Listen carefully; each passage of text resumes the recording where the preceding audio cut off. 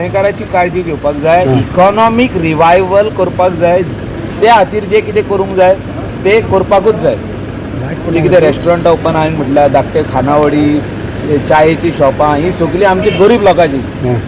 तेंचें पोट भरपाक जाय, तेंचे कामदारांचें पोट भरपाक जाय. आमचे गोंयकारूच उरल्या सगळे कामदार आतां.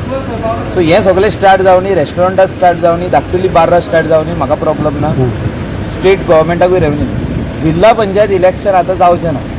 आमी सीएमाक सांगला, आयज कॅबिनेट जाले उपरांतूय सांगला आमी, जिल्हा panchayat election only Wien rain settles down in Goa, that is October. September end जावन तेन्ना जिल्हा पंचायत इलेक्शन गोंयांत जाल्यार कोणाकूच प्रॉब्लम ना.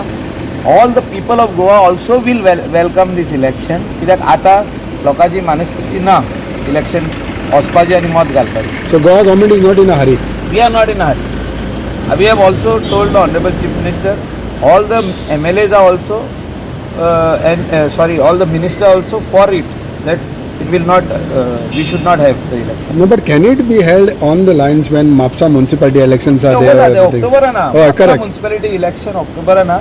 That is with the Chief Minister, the State Election Commissioner to decide. त्यांना जाऊ शकता Let the state, Goa State Election Commissioner along with the government, that is Honorable Chief Minister, decide of having election in October. Okay. We have no problem. Okay. If it is being held before that, we will all talk to the CM and cancel it. If somebody wants to have it. I don't think anybody wants to have it. Okay. Because finally government will announce the election.